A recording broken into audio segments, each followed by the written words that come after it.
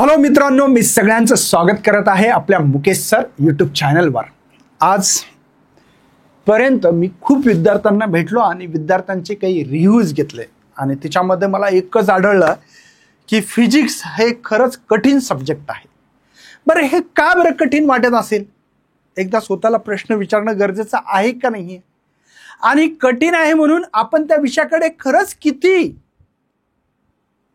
इंटेन्सिटीने बघतो हा पण प्रश्न स्वतःला विचारणं गरजेचं आहे। कधी कधी तर असं होतं, मला माहिती आहे, एखादी गोष्ट कठीण आहे, अवघड आहे, ती आपल्याला जमणार नाही या भीतीपोटीच काही विद्यार्थी फिजिक्सचा रेग्युलर अभ्यास करत नाहीत, असं मी काही विद्यार्थ्यांचे रिव्ह्यू घेतल्यानंतर मला कळालं। आता फिजिक्स न जमण्याचं कारण काय?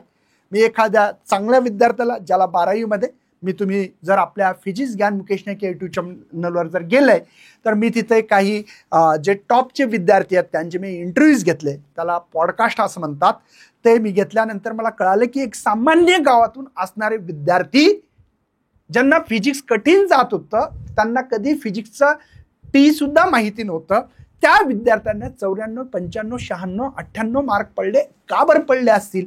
तर हिच्याबद्दल मी काही माहिती घेतली आणि तिच्यावरच आज मी तुम्हाला फिजिक्स शिकणं आता सोपं मार्ग पण आहे तो तुम्हाला कळायला पाहिजे। आता सर्वात आधी मी तुम्हाला सांगू इच्छितोय की फिजिक्स खरंच सोपं आहे, एवढं काही कठीण नाही आहे।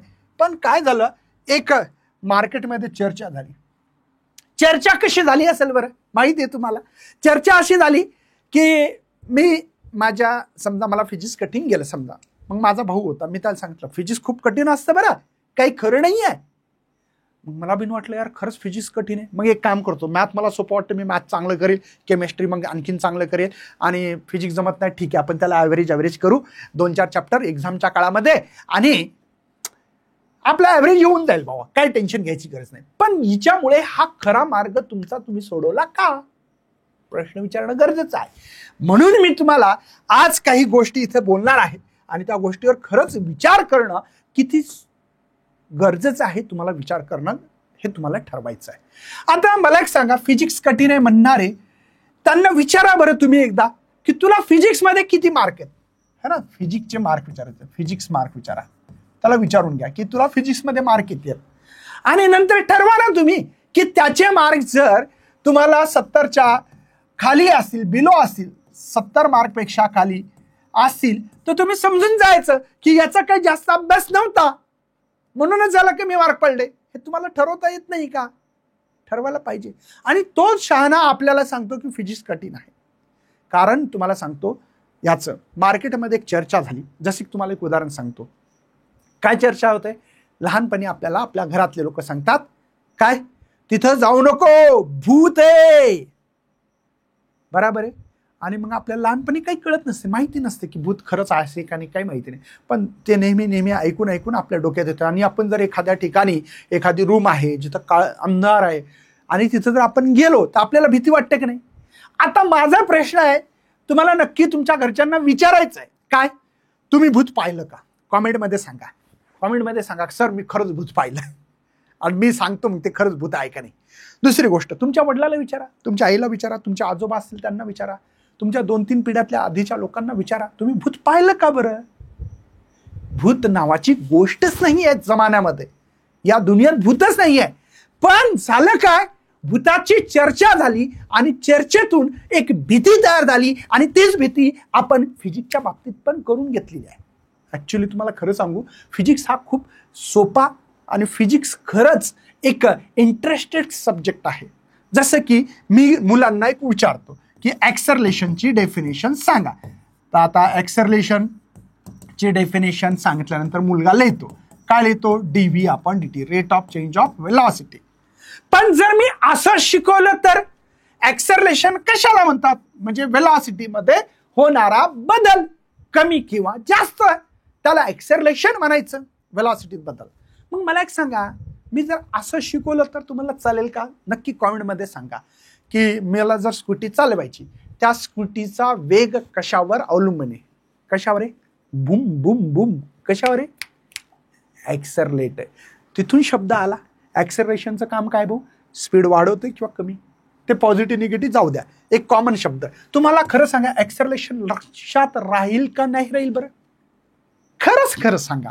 मग जर असल्या प्रकारच्या प्रत्येक ठिकाणी खूणगाठा जर तुम्ही जर केल्या, प्रत्यक्षात इन्व्हायरमेंटमध्ये या परिसरामधला जर तुम्ही सगळा डेटा एकत्र केला, तिच्यावर जर तुम्ही फिजिक्स शिकला, तर तुम्हाला निश्चितच हे फिजिक्स सोपं जाऊ शकतं. पण तिच्यासाठी वेळ द्यावा लागेल, तुम्हाला 2दा-3दा वाचावं लागेल आणि आपल्या आजूबाजूच्या घरातल्या परिसर. आता बघा, गे-लुसॅक लॉ आहे किंवा त्याला प्रेशर लॉ पण म्हणतात. त्याला काय म्हणतात? प्रेशर लॉ असं म्हणतात, गे-लुसॅक लॉ. आता प्रेशर लॉ मध्ये काय असतं माहितीये का तुम्हाला, की प्रेशर लॉ मध्ये एक तुम्ही असल्या प्रकारचं हे घ्यायचं, त्याला काय म्हणतो आपण, प्रेशर कुकर घ्यायचं. आता हे प्रेशर कुकर घेतलं तुम्ही, हे प्रेशर कुकर आहे, असं असं हे प्रेशर कुकर आहे, ठीक आहे. आता बघा, प्रेशर कुकर आहे, मी या प्रेशर कुकरला गॅसवर ठेवून दिलं आणि गॅस लावला. गॅस लावला म्हणजे काय दिलं? टेम्परेचर दिलं. टेम्परेचर दिलं तर काय होतं बरं? हिच्यामध्ये प्रेशर वाढतं. व्हॉल्यूम कॉन्स्टंट असतं. Volume constant. तुमच्या घरी विचारा की आपलं प्रेशर कुकर किती लिटरचा आहे, घरी निश्चित विचारा किती लिटरचा आहे, ते सांगतील 2 लिटर, अर्धा लिटर, 2 लिटर, 3 लिटर, असं. व्हॉल्यूम कॉन्स्टंट आहे. म्हणजे प्रेशर वाढलं का बरं? टेम्परेचर वाढल्यामुळे प्रेशर वाढलं. हा कोणाचा लॉ आहे? गे-लुसॅक लॉ आहे किंवा प्रेशर लॉ म्हणू शकता. आता प्रेशर कुकरचा प्रश्न तुमच्या डोक्यात कधी येईल? प्रेशर लॉ आला की गे-लुसॅक लॉ असं म्हणतात त्याला. टेम्परेचर वाढवल्यामुळे प्रेशर वाढतं. हे खरा लॉ आहे. हे तुमच्या घरातल्या उदाहरणासोबत तुम्ही लागू करता का? हा माझा तुम्हाला प्रश्न आहे. निश्चित कॉमेंट लिहा. कॉमेंट 2-4 कॉमेंट असले पाहिजे प्रत्येकाचे. निश्चितच तुम्हाला याचा फायदा होऊ शकतो. मग म्हणजे माझं म्हणणं काय आहे की भावांनो, तुम्हाला आधी फिजिक्स वाचावं लागेल. वाचल्यानंतर त्याचं एक्झाम्पल आपल्या घरातल्या वातावरणाशी लागू करावं लागेल. एक सिलेंडर आहे, सिलेंडर, ठीक आहे.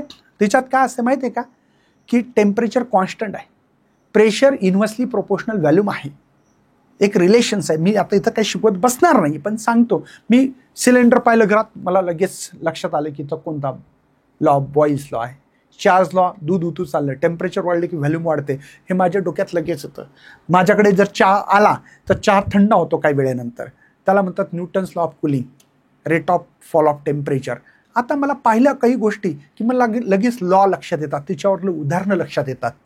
मला नाही का, सूप गरम दिलं की मला माहिती आहे की सरपेट टेन्शन कमी होतं. आता सरपेट टेन्शन कमी का होतं, कशामुळं होतं, हे कधी कळेल? तुम्ही जर त्या विषयामध्ये झोकून बघितलं तर तुम्हाला निश्चितच कळेल की फिजिक्स खरंच सोपा आहे भावा. पण त्याच्यासाठी तुम्हाला प्रत्यक्षात अभ्यास करावा लागेल. प्रत्यक्षात त्याचे वन शॉट, त्याचा अभ्यास कसा करावा हे पण महत्त्वाचं आहे. फिजिक्सचा अभ्यास करत असताना तुम्हाला सांगतो, सर्वात आधी तुम्ही काय करा की व्हिडिओ बघा. व्हिडिओतून तुम्हाला भरपूर काही भेटेल. आता इथं मराठीतून व्हिडिओ बनवले जात आहे, प्रत्येक चॅप्टरची तुम्ही बघा किती डिटेल घेतोय. व्हिडिओ बघितले की तुम्ही टेक्स्टबुक रीडिंग केली पाहिजे. टेक्स्टबुक रीडिंग केली पाहिजे. रीडिंग तेही कशी माहिती आहे का, मस्त फोन गिन लावून गाणे लावून, तसं नाही.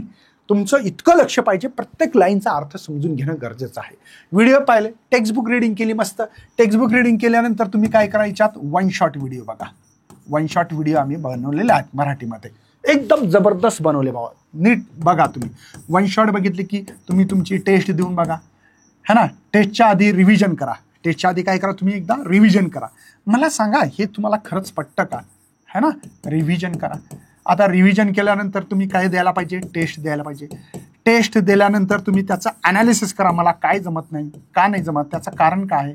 ह्या सगळ्या गोष्टीचं जर तुम्ही पालन केलं तर निश्चित सांगतो भावा, तुम्हाला तुमचा यशापासून कोणीही थांबवू शकत नाही. म्हणून फिजिक्स सोपं जाईलच.